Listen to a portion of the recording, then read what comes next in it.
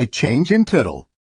It was amazing how home could still feel like home, Sonic mused, even with a couple dent holes in it.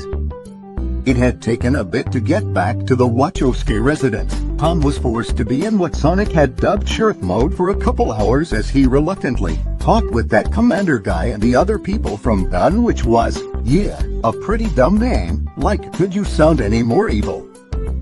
In the meantime, Maddie used her veterinary know-how to give Tails and Knuckles a clean bill of health. Are you sure he's okay? Sonic had asked, gesturing to Tails specifically as he examined the fox head himself. We were knocked out for a long time, but me really worried too. Pretty rude of you to wake up after I leave, you know. Yeah, sorry about that. Tails then replied sheepishly. And we can't promise he isn't even hurt anywhere. Okay. Though Sonic had no problems believing this, people who were on death's door usually couldn't fly a plane through a barrage of missiles, so Tails was probably actually okay. Just as both Tails and Maddie had said, he had still ended up staying near Tails for a brief while. Naturally, Tails didn't mind this at all, welcoming more casual cuddles and head pats. After the rest of Green Hills was taken care of though, the family of 3, plus the other 2 members of their new tribe, were finally able to focus on other things. Surprisingly enough, Tom and Maddie had been too upset by it, a bit exasperated but, well, after getting their house shot up once because again, perhaps they had just been expecting it. In any case, it was something that could be temporarily patched up with an old tarp that had been scavenged from the absolutely destroyed shed. As luck would have it, it was supposed to be sunny and warm for the rest of the week, so they would have time to make proper repairs. Really, both they and Sonic were just relieved that the damage wasn't worse, and with the ever-loyal and patient Osu being there to greet them with smiles and licks and happy tail wags, the whole situation just had an air of welp. Not as bad as it could be. The rest of the afternoon also went by pretty quickly, all things considered. Food and drinks were gotten for everyone, sleeping bags and spare blankets were found, and by the time the sun had set, pretty much everyone had managed to settle in for the night, more than ready to get some rest before any of the harder tasks had to be started. Sonic sighed to himself, looking up at the starry sky above him as he relaxed on his home's grassy backyard. It had been a very, very long day, yet he couldn't bring himself to even try to sleep. He was just too awake, too energized, and there also may or may not have been one small part of him worried that if he went to sleep, all that had happened would turn out to just be one long dream. It had been a pretty crazy 24 hours, after all. Thankfully, he didn't have to reflect on this craziness alone. Hey, Sonic, room for one more. Sonic smiled. He may have gone outside for some fresh air, but that didn't mean that he wanted to be completely alone. Far from it. Go for it, Donut Lord. He replied, patting the ground beside him. Tom didn't need to be told twice. It's a nice night tonight. He commented, once he was flat on his back, arms folded behind his head. Yeah? Lots of stars. Sonic said simply, earning a small look from the sheriff. It wasn't often that Sonic had few words to say. It may have been better than the panicked ramblings that Tom had heard from him and barely understood just a few short hours ago, when they were both under arrest and Tails was still unconscious. But even so, in the case of the small blue hyperactive hedgehog, science wasn't always golden. Only get me the long story short for him before. Tom began. And there's still I don't know about your friends. Want to start at the beginning. He did ask this using his interrogation tone, where he was looking for an explanation or the root of an issue. Instead, his tone was inviting and interesting, one that was ready to listen for as long as it took. And for a blabbermouth like Sonic who had a lot of words to get off his chest, it was the kindest gesture he could think of at that moment. So Sonic shared, detailing the events of the previous night as if they were an action movie and going from there. It took all of Tom's self-control to not ask questions or act on overprotectiveness whenever Sonic described some of the more dangerous escapades that had recently occurred. Other times, he had to hold back chuckles at the sheer ridiculousness of it all, because of course the kid had caused trouble at yet another bar. Eventually though, Sonic moved on from storytelling and explaining his latest adventure to actually reflecting on said adventure and reflecting on his feelings regarding it.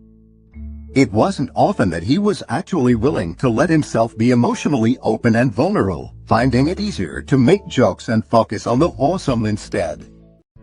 At that moment though, Sonic wasn't sure if he had much of a choice, not while Tom insisted about making sure the hedgehog was just as okay on the inside as he was on the outside, and not while one specific person, still remained at the front of his mind.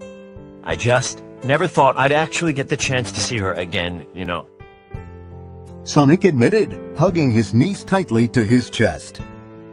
He had no idea when Longclaw had recorded that message, though he knew for sure she probably had done it the same day that they had to say goodbye, but it's not as if that day was the only time he had disobeyed with her.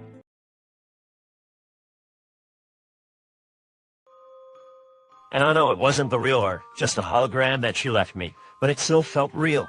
And to know that she had trusted me enough to even let me try it wasn't a lot. I can imagine. Tom nodded, still gently patting the hedgehog's head.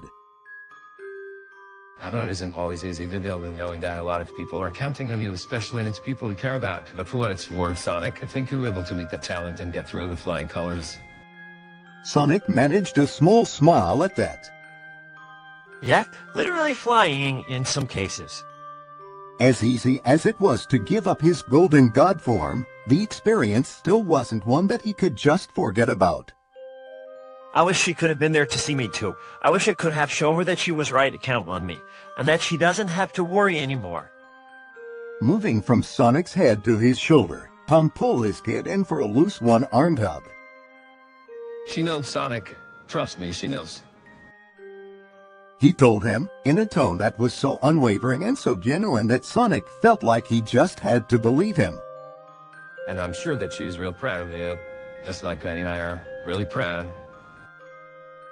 Sonic's smile grew at that, even as his eyes became a bit mistier. Turning slightly, he gave Tom a full hug, silently giving the sheriff permission to do the same. Thanks, Tom. No problem, Sonic. The two of them stayed outside for just a bit longer, just long enough to finish up the last of their conversations, albeit with Sonic's yawns interrupting them more than a few times, his body finally starting to crash from all the earlier Cho's energy. I guess that kid's just a little shy. Sonic admitted, already starting to close his eyes as he leaned back towards Tom, who could only roll his eyes affectionately at the hedgehog teen. Alright, come here, buddy. Mending the spiky blue quills, Tom picked him up, gently cradling him over his shoulder, and chuckling joyfully when he felt Sonic snuggle into him. As they walked through the now silent Wachowski home and headed upstairs towards the attic, Tom quickly spotted a familiar, violet-eyed silhouette standing near the top of the first staircase. Hey, Knuckles. He greeted. Go to sleep. Your wife, the dog, and the fox have all gone to sleep already. I am simply keeping watch in case our enemies decide to launch a sneak attack. Knuckles answered stiffly. Tom supposed he couldn't blame the guy for being cautious. If he was being honest, he was a bit worried about the remaining gun agents too. Well, you can keep watch if you really want to, and don't force yourself. I don't think there are going to be any sneak attacks tonight. But you aren't certain. Knuckles countered, his eyes narrowing a bit. But I do have a good feeling. Tom told him. I talked to them earlier, remember things are, for now. Long as we stay out of each other's way, we shouldn't have more issue with those guys. And if we do, they and I have our own plans in mind. Yep, knucklehead. Sonic added, his words slurred a bit as his eyes remained closed. Tom's right. We'll be fine. Besides, we all need some rest, including you. Tom added. It's not really fair if you have to stay up while the rest of us sleep. I can rest myself without needing to sleep. Knuckles assured. And I have already rested plenty. Tom held back a sigh. Alright, I'm not going to force you. Just know that if you do feel taken out, we aren't going to blame you for this, and there's a sleeping bag in the waiting for you. Knuckles just grunted, and Tom figured that was as good of a reply as any. Wishing Knuckles a good night, Tom adjusted his hold on Sonic before beginning to climb the ladder up into the attic. As they climbed, Knuckles' gaze softened a bit, even as his heart etched slightly. The hedgehog was truly a lucky one, wasn't he? When Sonic awoke the next day, he was quickly reminded that his bedroom was no longer just his. In the far corner of the room, Tails had curled up on his beanbag, finding it more comfortable than the sleeping bag that had been offered to him. Not that Sonic could blame him. Beanbags were super comfy, and with how tinny Tails was, it was practically a circular bed. Moving his gaze from the corner to the floor, he then saw that Knuckles had apparently taken up Tom's offer and was indeed sleeping. Granted, he was lying on top of the old camping beanbag instead of inside it, but his eyes were so closed. Well, look at that. Guess he was sleepier than he thought. Sonic smirked. I'm awake, hedgehog. Knuckles stated, his eyes opening instantly. Sonic flinched in surprise. Don't do that. He hissed, barely managing to keep his voice at a whisper. Knuckles chuckled. Nink. You should really learn to not assume things based on what you see. He replied joyfully as he sat up. You should also learn the difference between someone who is asleep and someone who is simply lying in wait. So, is that just a fancy way of saying that you were waiting for someone to get up, and in the meantime you just wanted to be comfy? Sonic asked, gesturing to the sleeping bag. Its texture is strange, but also soothing in a way. I'm glad you like it. Also, if you wanted some company, you could have just said so. Hopping off his racer bed, Sonic gave a stretch. Come on, let's go get breakfast ready while we wait for everyone else to get up. Knuckles hummed. He was a bit hungry, and if he had permission to go through the family's food reserves, Knuckles nodded, following Sonic downstairs. And once they were in the kitchen, far enough away from the rest of the household that they could speak without potentially disturbing anyone's slumber, he was reminded of just how much of a motormouth the hedgehog could be. So we've got toast, eggs, milk, and cereal. Good thing you didn't wreck any of the kitchen wiring, because oh boy, spoiled milk is like the grossest thing ever. We've also got some Pop-Tarts left. Maddie used to let me get the fun flavors like Sundae and S'mores, but then she and Tom decided that the fruity flavors are probably better for me. Cherry's pretty allied, I guess, and it's still pretty sugary, so there's that. Oh, and we've got regular fruit too. Should have some apples, a couple oranges, and we might still have bananas, but Tom might have taken the last one since he's trying not to have so many donuts while on the clock. Oh, right? Donuts? We should totally ask if we can have donuts. I mean, come on, it's your first day at the Wachowski house. We should celebrate. That's why you are so eager this morning, or is it just impossible for you to stop talking? Knuckles asked dryly. Whatever, most people find my habit of talking charming. Thank you very much. Anyway, I don't know about Tails, but Tom and Maddie will probably sleep in since they had the day off. So if you want donuts, you'll have to wait. You want anything else in the meantime? Eggs will be fine. Knuckles told him. It's been a while since I've enjoyed eggs for breakfast. Oh, really? Sonic raised an eyebrow. What do you usually have? Grapes, worms, sometimes underground vegetables, if I can find them. Sonic made a face. Ye- Okay, no house rule, no talking about eating worms right before we're about to eat no warm food.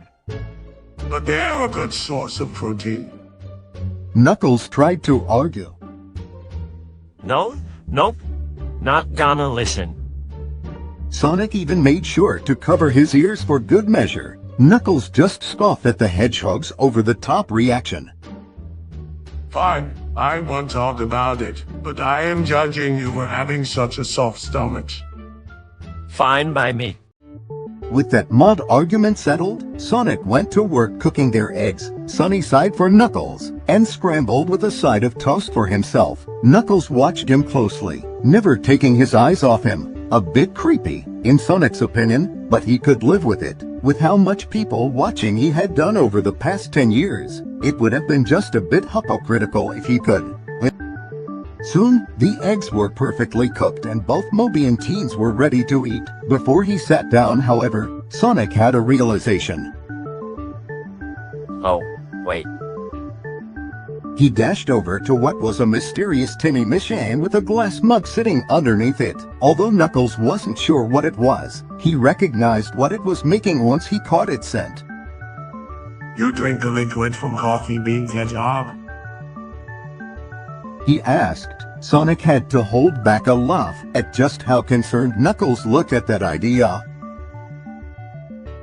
Now, I'm banned from drinking it, and that's one rule I have no interest in breaking. Trust me, I learned my lesson. He'd definitely have to tell Knuckles that story. But yes, I'm just making it for Tom. The guy always needs a cup or two, and he's definitely going to need it with all the work we'll be doing today. Usually it starts making coffee on its own, but since it's the weekend it needs someone to turn it on. Oh, I see. Knuckles nodded, giving another small hum.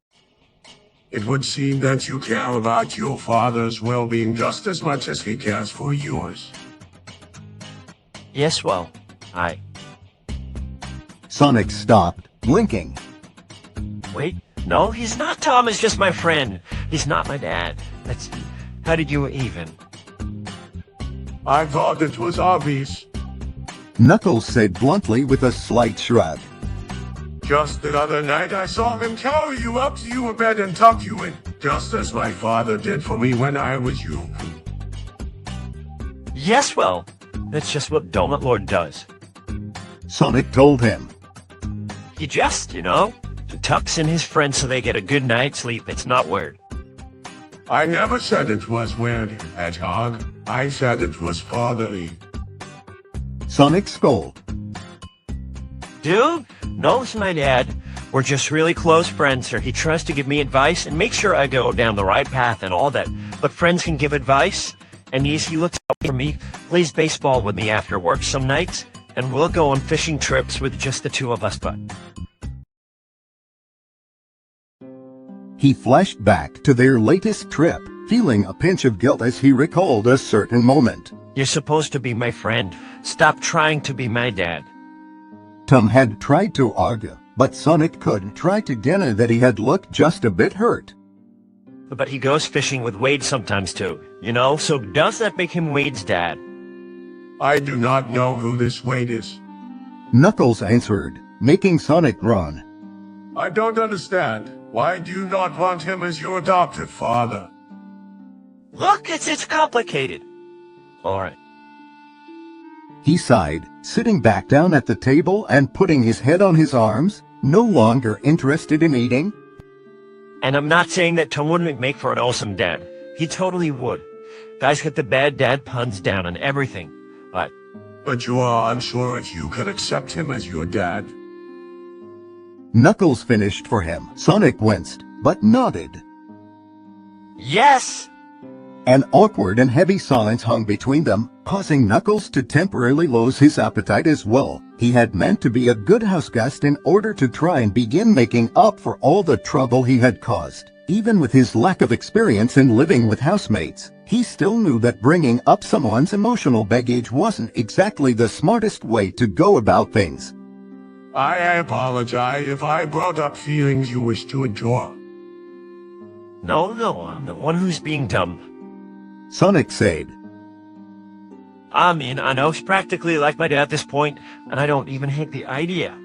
Even when he makes me upset or acts like a totally lame dad. But Tum Tum was the first friend I ever made in Green Hills. Heck, my first friend ever, and that stuff's important. Plus, you can't just go from best friend to dad. Can you? The echidna gave another shrug, much to Sonic's growing frustration. Oh, well, it's still kinda hard to be happy about the idea when it feels like I'd be replacing my last parent, one who got herself killed by protecting me. Knuckles' eyes widened slightly. Longclaw, he had previously referred to Sonic as her apprentice, yet it didn't surprise him whatsoever that Sonic had seen her, or rather, he still saw her, in a more maternal light. Like I said, it's complicated and it's just easier to think of all of us as just a family of friends, okay? Sonic continued, squeezing his arms a bit more tightly now. Friends who just so happen to live together and take care of each other and protect each other, but still just friends. I still don't quite understand why you feel a need to lie to yourself. Knuckles admitted annoyed. Sonic started to try and argue again, but Knuckles cut him off. As you said, you live with this new family of yours. They have accepted any danger that may come to find you, just as you have accepted their help and their guidance. But Furthermore, the way you interact with the Lord of Donuts clearly shows the bond you two share. Knuckles pointed out. So I undermine that bond rather than accept it fully if it gives you no benefits. Sonic didn't give an answer. He wasn't even looking at Knuckles anymore, instead choosing to just glare at the wall. But the echidna wasn't yet ready to give up. Reaching across the table, he placed a firm hand on Sonic's upper arm, getting the hedgehog to look back up at him. You told me back on the beach that you had found a new family, one you clearly loved, and that you had a guy in a rowboat that you cared a lot about. Knuckles continued. I'm not saying that you should force yourself to see his lordship as a father, but if those are your true feelings deep down, then you shall display them proudly, for both his sake and yours, and as for Longclaw. Catching the wince from Sonic, Knuckles managed to soften his tone. I may have been taught to see the owls as our ruthless enemies, but I can still recognize that they would care about the ones that they loved and protected. They would also want their loved ones to be happy and continue to be loved, even if they cannot be with them. Sonic sniffled, smiling a bit even as he tried to subtly blink away a couple tears. one would have thought such a punchy guy would be so sentimental. I told you before that I can be complex. I can also take most matters seriously, especially if it means repaying a debt. Knuckles replied. You comforted me in my darkest hour. The least I could do is give you some comfort in return. Well, thanks. Sonic told him. I really appreciate that. Knuckles just gave a grunt, sitting back down and returning to his breakfast. Your gratitude is a college, hedgehog. Sitting up, Sonic began picking at his own plate, his thoughts still looping around his brain. Was it really okay to see Tom not just as a best friend and someone he could count on, but as an actual parent? Would Tom be alright with that? Sonic thought back to the moment in the fishing boat, and determined that yeah, he probably would. But would he be alright with that? Sonic still couldn't be 100% sure. Still, the more he really thought about it, the easier the idea admittedly became. After all, with Tails and Knuckles staying with them for at least a little while if not permanently, though Sonic certainly hoped it was the latter, Sonic had friends who were his own age now. Not that he minded being best friends with Tom and Maddie. They were still awesome friends and he still loved them, but even he could admit that having friends who were kids like him was also really nice. And sure, a dad could be frustrating. The several post-prom fighting talks he'd had with Tom in the last few months had certainly proven that, but Sonic knew that dads did more than just scold and punish their kids or give them advice that they didn't want to hear no matter how good it might have been. Dads could be supportive too, not to mention protective, fun, and always there with a hug, just like how Longclaw had been, just like how Tom was. Sheriff Thomas Donut Lord Wachowski, the guy who had been willing to punch out a crazy guy from the government and drive across the western coast to help him. The guy who opened up his home to him when he could have just let him stay in his cave. Both he and Maddie did that, the latter of which definitely reminded him of Longclaw at times, the guy who didn't mind bonding with him and having fun and helping him check off bucket list items. The guy who looked after him and continued to fight for him, who would make sure he didn't drown whenever he accidentally fell out of a rowboat, and who would listen to his ramblings and would sometimes still tuck him in at night. The guy who wanted to see him grow up to be a hero while still trying to help him in the prison. The guy who believed he could be a hero just as much as Longclaw had. The guy, both he and his wife, who had stayed by his side and held his hands instead of leaving him to go it alone, even when it looked like the very end. The guy who, whether by accident or through purposeful actions, had become his dad. And Sonic was only just now starting to not only truly understand what that meant, but also admit to it being a pretty nice thing to have. It took a few weeks to get everything fixed and sorted out, though it seemed like forever. But eventually, the streets of Green Hills were fully repaired. The Mean Bean, now just a regular local coffee shop with the branding of a Seattle area chain, was stripped of all its Robotnik tech, and the Wachowski home was back in a pristine hole-free condition, its attic bedroom now containing 3 beds instead of just 1. All in all, there was a lot to celebrate, and in Sonic's opinion there was no better way to celebrate than having some fun at the local baseball field. He had wanted to teach Knuckles how to play anyway, and Tails was thrilled to be part of a real game. As for Tom and Maddie, they were just happy to enjoy some quality time with their family that didn't involve drawall or hammers. Confused etchedness and punch-powered home runs aside, it had been a great time. But it wasn't just fun, seeing everyone out on the field with him and knowing that it was really just the beginning of their new lives together. It didn't just make Sonic feel happy, it made him feel complete. I'm happy for you now. Tom told him as they watched the rest of their family head towards the truck, eager for ice cream. You got your wing and for friends to grow up with. Yeah, I've got a lot more than that. Sonic replied, hesitating for only a moment before adding, Dad.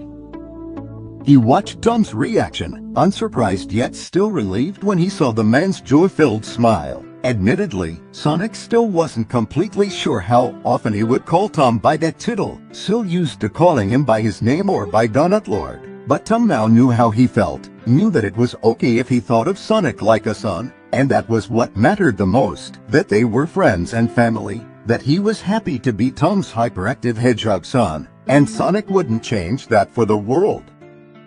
Later that same night during dinner, it had been Sonic who brought up the idea of Tom bringing Knuckles along the next time that he felt like going fishing, pointing out to the extra that he'd probably enjoy something that requires a ton of skill and concentration. So totally perfect for a warrior guy, right? After all, Sonic sadly wasn't the only kid in the family who lost a parent at a young age. As such, it seemed only fair